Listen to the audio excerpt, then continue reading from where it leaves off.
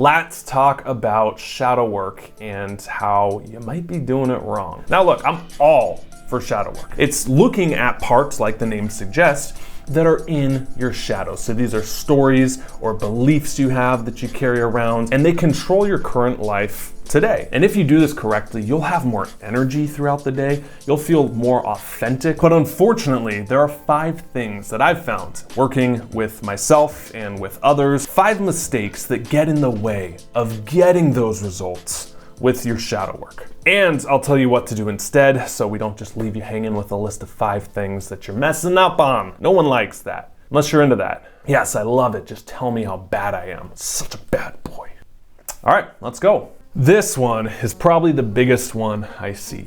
Now with shadow work, it's good to try and dig down and get to the root. Example, procrastination is a symptom of a deeper problem. Usually it's fear of getting found out, fear of getting exposed, fear of failure, fear of getting laughed at or embarrassed. And that normally stems from a core story, not always, but likely from childhood. When you hear the word shadow work, it almost obligates you, like you feel obligated to go and trace everything back to like this deep core story. Words get thrown around like trauma, inner child, subconscious, unconscious. Ton of validity in those, not knocking those, but I feel the misconception is that it means that everything you're dealing with now is linked back to some deep, like uncovered subconscious core story. So this one is manufacturing deep blocks, or reading too deeply into things. Again, balance, because it's great to go deep and there's a ton in the subconscious, unconscious, but sometimes things aren't as deep as we make them. Procrastinating on that paper, and it's kind of linked to that time my mom left me in the supermarket when I was 7, or we're procrastinating because it's uncomfortable and we're tired and we didn't sleep well. Not every single block you have to start tracing back and digging up things in your past. I had a personal one that still comes up for me, just to share. A lot of times if I'm procrastinating filming videos, well, I can't film because I can't repeat myself and I gotta make sure it's really valuable and I have to write every single word out, even though when I write outlines, I never follow them anyway and it just puts me in my head and the video sucks. But I have these subconscious programs that kick on. Yeah, I could trace it back to a fear of being misunderstood or a fear of rejection. I don't think that's always useful, because sometimes if I just ignore it and I just turn on the camera and I speak from the heart, and I do the hard thing that I'm afraid of doing, even after millions of subscribers, hundreds of videos, those nerves don't go away, they just change forms. If anything, like any industry, the bigger you get, the more it makes you feel exposed, and the more every single insecurity you have is gonna bubble up and come to the surface. You have a fear of being misunderstood in a room full of 10,000? Try 100,000, try 500,000, try 1,000,000. So I have had to firsthand learn how to not believe the block and not even use trying to understand where it comes from as a form of procrastination of why I can't do the thing. And that's the point of this mistake, is if you're not careful, every single shadow work technique and block that you find now becomes a reason for why you can't, and you push pause on everything until you find the root cause of this reason.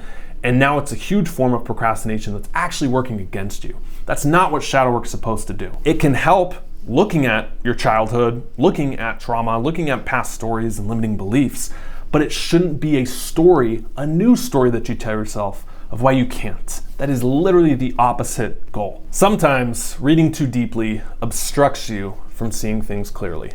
Number 2, haven't you been so stressed out one time and then maybe you went on a walk and after like 20, 30, 40 minutes maybe, all the problems seem a little smaller, or you can at least see clearer. They don't go away, but at least they seem more manageable. You're a bit more optimistic. Now compare that to after like 50 minutes of doom scrolling. Life does not seem more manageable because your vibe is lower. So most people go to shadow work, or it pops in their head, not when things are amazing and they feel awesome, but when things kind of suck. And that's okay, that's what shadow work can help. But here's the problem. If you only do shadow work in a low vibe state, but Clark, isn't shadow work supposed to help me get out of those and feel better? Absolutely, in the long term. But in the short term, if you're doing it in such a low vibe state, as the saying goes, garbage in, garbage out. So what do you do instead? Just never do shadow work when you're feeling down? You do this. Anything that raises your vibe a bit, maybe it's morning coffee before you start going into shadow work. Maybe it's meditation.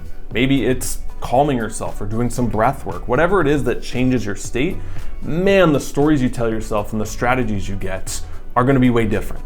Because if you wanna change your life, you gotta change the questions that give you the answers. That's it. Your inputs are gonna determine your outputs. So when you ask better questions, and that comes from changing your state, you're gonna think differently, you're gonna get better answers. Your state dictates how you're strategizing in the stories you tell. So make sure you're in a good one, or at least a neutral one, before you do shadow work. Otherwise, that spiral is gonna catch you and just whip you down. Number 3, when you hear the word shadow work, I get it. It conjures up like mystical and crystal shops and chakras and esoteric, occult-like teachings. And I love the woo. I love the spiritual, kind of left field, all that stuff. But I find that some people over-intellectualize or make shadow work way too complex because they think it has all this mysticism and occultism around it. And this is a trap, not just with shadow work, but any tool, is your brain kicks on and says, it can't be that simple. I gotta learn a little more. Let me get the most fringe like technique. That'll work better. So instead of going for something that's really simple, we chase the complex and the new. A shift you need to make is understand that simple is not the same as easy. Running a marathon is extremely simple. 26.2 miles straight that way. But it's not easy. So if you're confused on how to do shadow work and you think you need to figure it out or get more techniques or understand it intellectually more, and you're brutally honest, you haven't even tried any, then you're falling victim to this trap. You're chasing complex instead of working with simple. Stop overcomplicating shadow work and start trying it and using it. And don't feel like you have to figure it all out and intellectualize it and understand it completely so that you're gonna do it correctly. You can't learn to surf from a textbook. You're gonna get way more results from getting in the water and getting on the wave and seeing what happens. You learn so much more from 1 hour of trying an application than you will from 10 hours of studying and intellectualizing. Now you might be asking, well, okay, if it's so simple, what would I do to start? It's literally as simple as answering 3 questions. And you can do this after this video. You can pause it. I want you to write these down in your phone, in a journal, and just see what comes up after 15 minutes. Number 1, what beliefs or behaviors did you need as a kid that are now limiting you as an adult? Number 2, who are you still angry at? And number 3, why do you think you don't deserve fill in the blank? Could be money, love, attention, the promotion, happiness, fulfillment, peace. And the thing about those questions is they're charged. Why don't you deserve love? If I ask you that, you're gonna be like, that guy's an asshole, dude, what's wrong with him? That's the point though. These shadow work questions are supposed to give sort of a visceral response. You go right there, you journal on it, you talk out loud, you work with someone on that very thing. And when you dig down, you find what's beneath the surface is what's real. Number 4, there's 2 ways to do shadow work. The first is by yourself, doing it alone. Things like meditation, letting go, 3-2-1, conflicting parts resolution, journaling, and just talking to yourself, whether it's in front of a mirror, whether it's a voice memo. I know that gets labeled as like he's talking to himself, he's crazy, but it is extremely useful. Those are all methods that you can use to do shadow work with yourself alone. And it's good. You can get massive breakthroughs working with yourself. The only problem with that is that it's hard to solve problems with the same level of thinking that created them, isn't it? You ever find yourself getting caught in a loop and you don't know which way out and then you spiral down like we talked about? You might walk away from the sessions if you do it by yourself feeling bad because you felt bad. It causes you to self-attack and you say, see, not even this can help me. Now I'm really screwed. So the second method is doing it with others. Things like programs, therapy, coaching. There's so many tools out there, practitioners that do EMDR or an alternative healing as well. The only problem with this is finding the right person. I know this is a huge challenge for people, especially even with like therapists, you know? Some people spend hundreds, if not thousands of dollars with someone. They go through like 10 or 20 sessions. They explain everything about themselves and all their stories only to get like 10 sessions in and be like, dude, this ain't the right person for me. This ain't the fit. I totally get that. But stick in there, because if you find the help, doing it with someone, again, whether it's therapy, coaching, alternative methods, can be extremely useful because you have someone there to help call you out when you're going down a pathway that's not serving you. That's why I still work with the coach. I invest a ton of money into it. And it's great because he'll call you on your BS. If you're interested in like doing shadow work or dipping your feet into it, in our Metamorphic program in week 3, we spend all week just going over this. Not self-improvement as much as self-healing, the other side of the coin.